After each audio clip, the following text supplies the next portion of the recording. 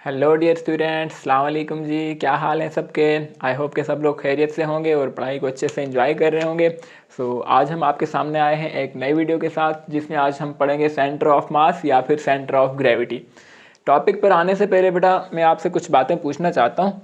ये हमारे पास एक बॉडी है जो कि डस्टर है, ठीक हो गया। अब इस बॉडी को हमने क्या करना है, इस बॉडी को अगर मैं किसी एक पॉइंट पर फोर्स अप्लाई करता हूँ, किसी भी एक कॉर्नर पर, ठीक हो गया। इस कॉर्नर पर मैंने फोर्स अप्लाई कर ली, तो हम देख रहे हैं कि वो कॉर्नर ही जिस पॉइंट पे हम फोर्स अप्लाई कर रहे हैं सिर्फ वो साइड आगे मूव करेगी, बाकी पूरा duster it will be like they want to be in stationary. वो अपनी जगह पे ही रुकना चाहता है ड्यू टू इनर्शिया। हमने पढ़ा हुआ है जिस साइड पे हमने फोर्स अप्लाई की वही साइड जा रही है, ये साइड फोर्स अप्लाई की वही साइड आगे जा रही है, इस साइड फोर्स अप्लाई की तो ये साइड आगे जा रही है। तो हमें ऐसा फील आ रहा है कि जिस साइड पे या जिस पॉइंट पे भी हम फोर्स अप्लाई कर रहे हैं वही पॉइंट मूव कर रहा है, बाकी जो बॉडी है वो मूव नहीं करना चाहती। लेकिन वहीं पर हम देख रहे हैं कि इस बॉडी पर अगर मैं यूँ फोर्स अप्लाई कर लूँ तो क्या होगा, पूरी की पूरी बॉडी मूव करेगी, ठीक हो गया। ये पूरी की पूरी बॉडी मूव क्यों कर रही है, क्योंकि इस बॉडी के हर एक पार्टिकल पर मैं फोर्स अप्लाई कर रहा हूँ। Because of that reason that body is moving. ऐसा ही है। अगर हम क्या कहना चाहते हैं बेटा, इसको इसी बात को गौर से सुन लें, हमारा आज का टॉपिक हो जाएगा। छोटा सा टॉपिक है, मैं इस पूरी बॉडी पे फोर्स अप्लाई कर रहा हूँ, इट मीन्स के मैं पूरे के पूरे मास पर या फिर इट मीन्स के पूरी की पूरी बॉडी के वेट पर फोर्स अप्लाई कर रहा हूँ। Due to that reason body जो है मूव कर रही है।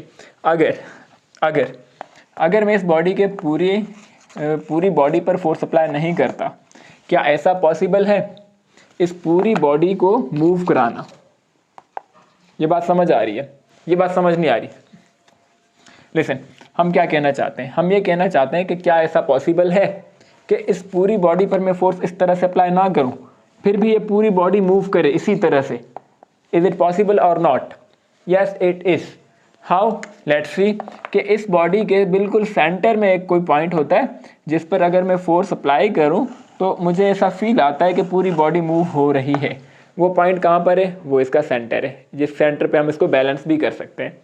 किसी एक पॉइंट पे मैं बैलेंस नहीं कर सकता, दूसरे कॉर्नर पे बैलेंस नहीं कर सकता। सेंटर में ऐसा पॉइंट होगा जिस पॉइंट पर अगर मैं फोर्स अप्लाई करूं तो मुझे ऐसा फील होगा कि अब मैं पूरी की पूरी बॉडी के वेट पर या सारे के सारे सेंटर मास पर मैं फोर्स अप्लाई कर रहा हूँ और उसी पॉइंट पर बॉडी बैलेंस भी होती है, ठीक हो गया। उस पॉइंट को हम क्या कहते हैं? उस पॉइंट को कहते हैं सेंटर ऑफ मास या फिर सेंटर ऑफ ग्रेविटी। क्या है जी? ऐसा पॉइंट हर बॉडी के अंदर होता है, ऐसा पॉइंट जहाँ पर बॉडी का सारा मास या फिर सारा वेट कॉन्सेंट्रेटेड हो। वर्ड कॉन्सेंट्रेटेड मीन्स के behave like the whole mass of body is acting on that point, ठीक हो गया। हमें ऐसा लगता है कि इस पूरी बॉडी का मास, पूरी बॉडी का वेट उसी सिंगल पॉइंट पे एक्ट कर रहा है। तो हमें लगता है कि पूरी बॉडी का मास या वेट उस सिंगल पॉइंट पे एक्ट कर रहा है। उसी सिंगल पॉइंट को हम कहते हैं सेंटर ऑफ मास या फिर सेंटर ऑफ ग्रेविटी।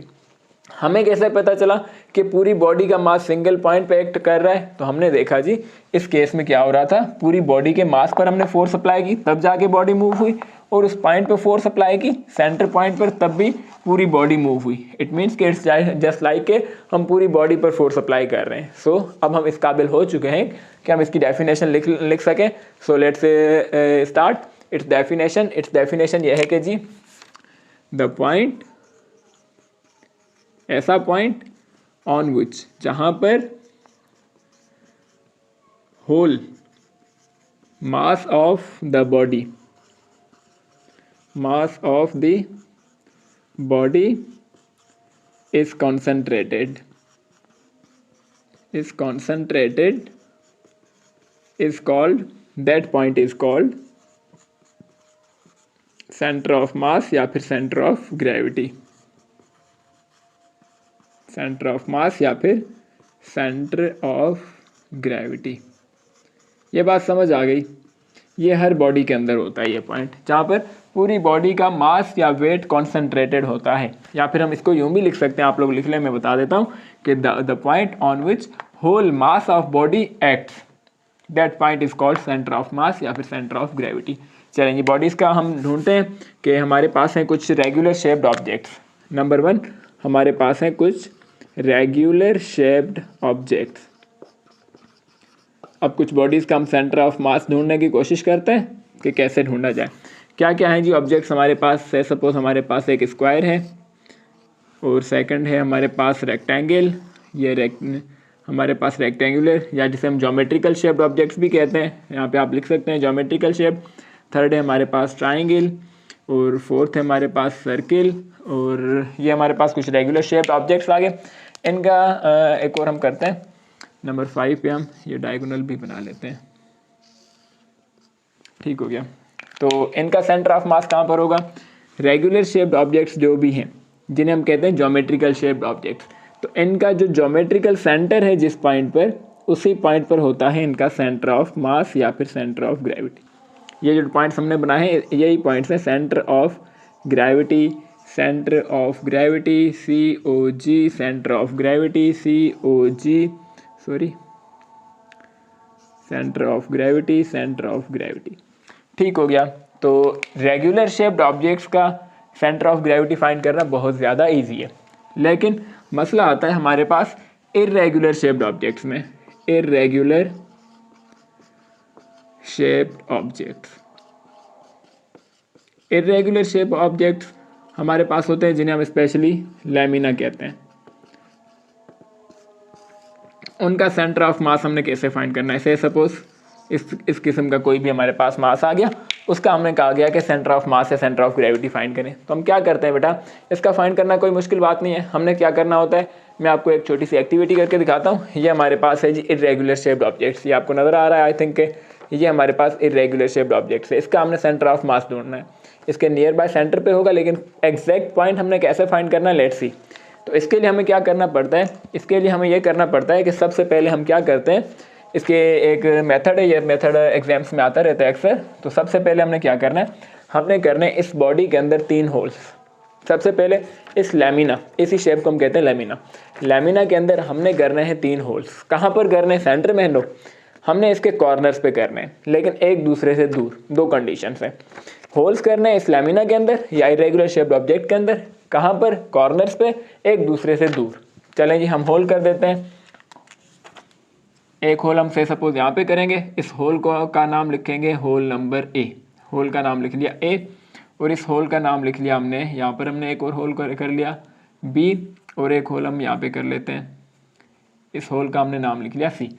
तो आई थिंक कि आपको नज़र आ रहे होंगे, लेकिन नहीं नज़र आ रहे तो मैं मार्कर से ही कोशिश करता हूँ कि मार्कर से मैं आपको दिखा देता हूँ। यहाँ पर है हमारे पास होल A, और यहाँ पर हमने बनाया है होल B, और यहाँ पर बनाया है होल C। ठीक हो गया, एक दूसरे से दूर दूर है, 3 होल्स बना लिया हमने। अब क्या करना होता है, हमारे पास होनी चाहिए 3 नेल्स या 3 पिन्स। तो हम क्या करेंगे, हमारे पास इस वक्त पिन तो अवेलेबल नहीं है, तो हम कोशिश करते हैं पेन से ही कोशिश करते हैं। ये हमारे पास पिन की तरह बिहेव करेगी, तो हम इसमें होल करके ये हमने कर लिया इसके अंदर। अब हमने इसके साथ ही सस्पेंड कर देना है। ये हमारी सस्पेंड हो चुकी है। अब हमने देखना है सस्पेंड करने के बाद जिस पॉइंट पे ये रेस्ट में आ जाती है, इसी पॉइंट पे रेस्ट में आ गई, इससे ज़्यादा मूव नहीं हो सकती। तो इसी पॉइंट में हमने इसको रोके, अब इसके बिल्कुल स्ट्रेट हमने एक लाइन बना लेनी है। ये हमारी लाइन आ गई, बिल्कुल स्ट्रेट होनी चाहिए, लेकिन हमारे पास तो स्ट्रेट नहीं है। अच्छा, ये लाइन बनाने के लिए हम क्या करते हैं, एक काम करते हैं हम, ये हमारे पास नेल के साथ हमने इसको फिक्स कर लिया। जहाँ पर भी ये लैमिना हमारी रेस्ट में आ गई ना, अब हमारे पास एक और चीज़ होती है जिसे हम कहते हैं प्लम लाइन। आई थिंक आप लोगों ने प्लम लाइन का नाम सुना होगा। अक्सर वो जब हम घर वगैरह बना रहे होते हैं, कोई मजदूर मिस्त्री टाइप लोग आ रहे होते हैं, तो उनके पास एक प्लम लाइन होती है जिसके साथ धागा होता है और नीचे कोई वेट होता है, जिससे वो ट्राई करते हैं कि हमारी दीवार की जो है लेंथ वगैरह वो बिल्कुल सीधी आनी चाहिए। तो उसे कहते हैं एक्चुअल में प्लम लाइन। तो यहाँ पर हमने प्लम लाइन यूज़ करनी होती है।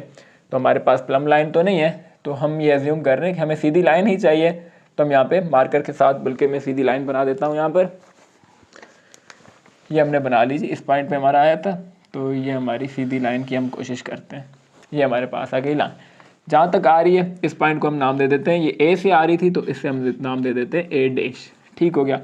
अब हम क्या करेंगे, अब सेकंड होल से सस्पेंड करेंगे इसी हम लैमिना को बी होल जो था उसके साथ सस्पेंड करेंगे। ठीक हो गया, बी के साथ सस्पेंड किया, हमने देखा कि कहाँ पर रेस्ट में आ गई। अब हमने इसको रोका, अब रोक कर हमने प्लम लाइन को सस्पेंड किया। प्लम लाइन के साथ जो लाइन बननी चाहिए वो इस तरह की लाइन होगी हमारी। और नो, इतनी सारी चीज़ें संभालना मुश्किल हो जाता है। चलें, ये हमारी लाइन थी, तो प्लम लाइन के साथ हम अज्यूम कर रहे हैं कि ये हमारी स्ट्रेट लाइन आ गई। थोड़ी ऊपर नीचे थोड़ी गलत बन रही है हमारी, लेकिन खैर समझाना चाहते हैं हम आपको। और उसके बाद है सी हमारे पास। सी के साथ अब हम इसको सस्पेंड कर देते हैं। ये हमारे पास आ गया सी, यानी कि उस होल में पिन के साथ हमने सस्पेंड कर दिया। जहाँ पर भी वो रेस्ट में आ गया तो उसी के सामने हमने प्लम लाइन लगा दी। प्लम लाइन के साथ हम ये स्ट्रेट लाइन बना रहे हैं। ये हमारी स्ट्रेट लाइन आ गई जी। या पेन को हम रख देते हैं यहाँ पर। तो ये हमारी थर्ड लाइन आ गई जी।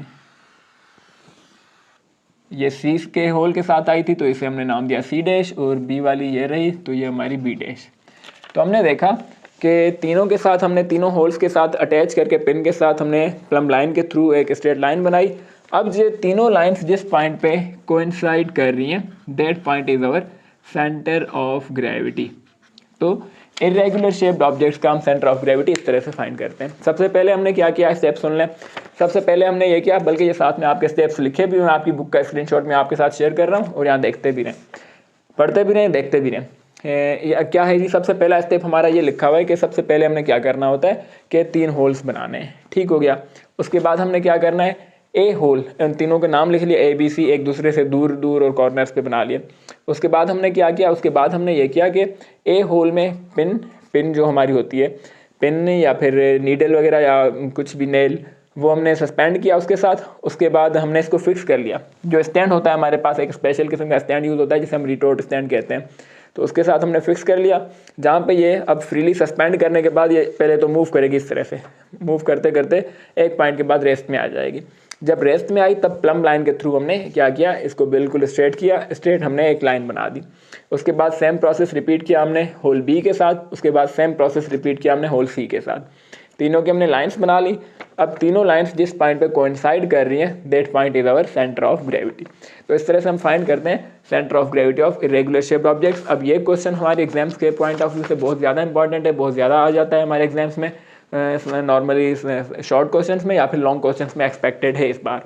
तो आई होप कि आज का टॉपिक आपको समझ आ गया होगा कि सेंटर ऑफ मास या सेंटर ऑफ ग्रेविटी किसे कहते हैं, रेगुलर शेप्ड ऑब्जेक्ट्स का कहाँ पर होता है, इरेगुलर शेप्ड ऑब्जेक्ट्स का किस तरह फाइंड किया जा सकता है।